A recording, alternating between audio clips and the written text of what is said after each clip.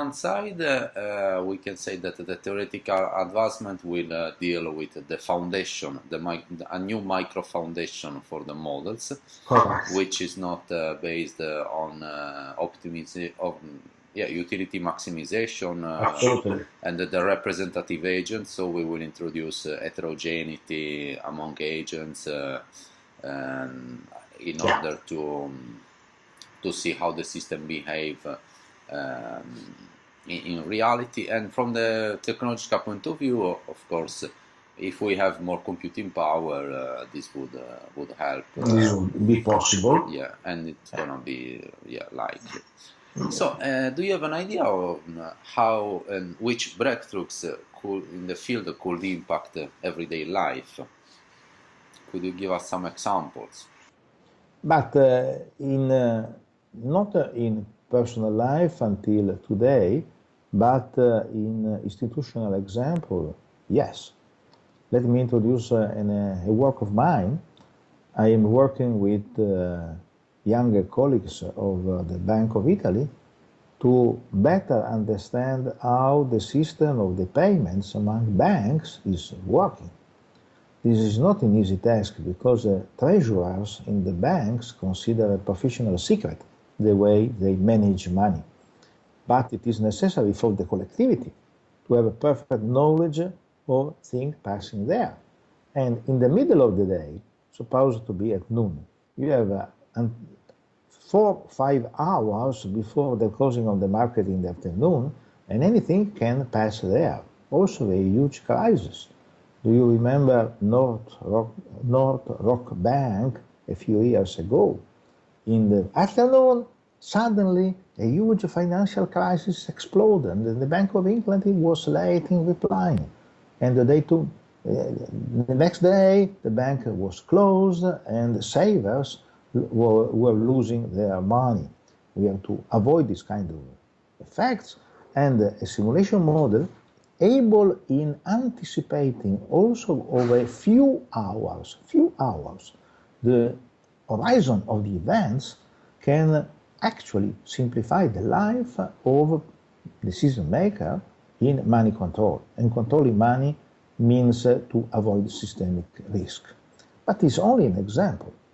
If you think about what Professor Nigel Gilbert has recently collected in the SIM-SOC discussion mailing list.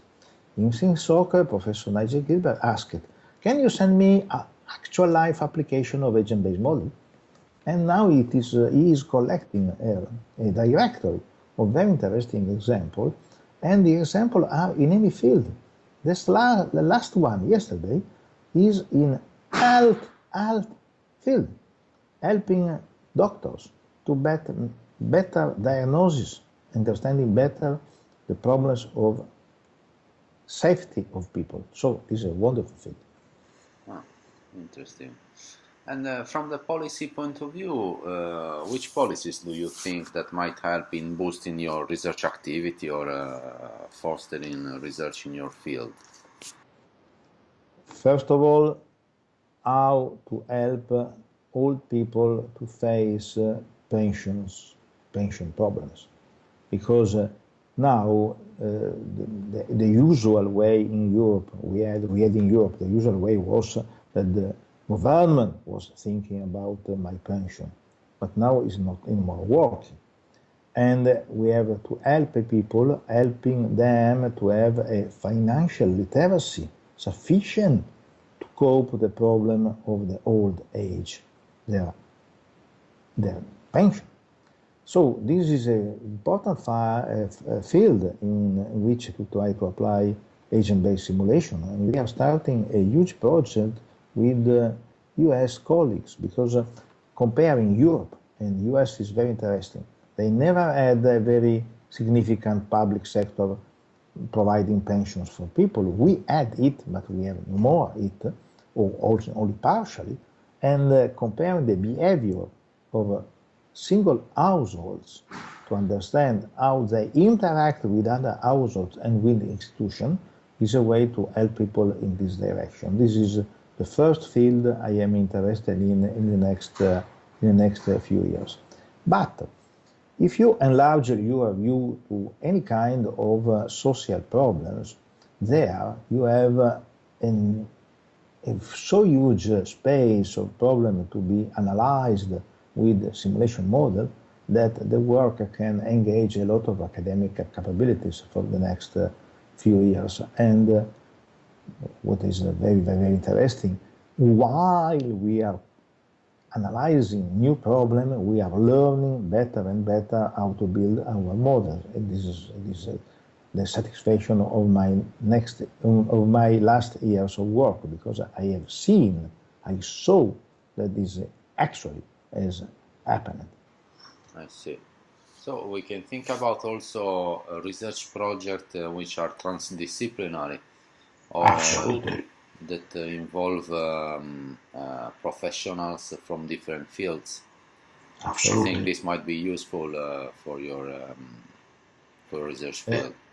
Absolutely, and this is one of the hope that Horizon 2020 is giving us, because Horizon 2020 is asking, first of all, to use interdisciplinary capabilities in building projects. Secondly, to use small and medium enterprises, SMEs, in our projects, to have the capabilities from entrepreneurs.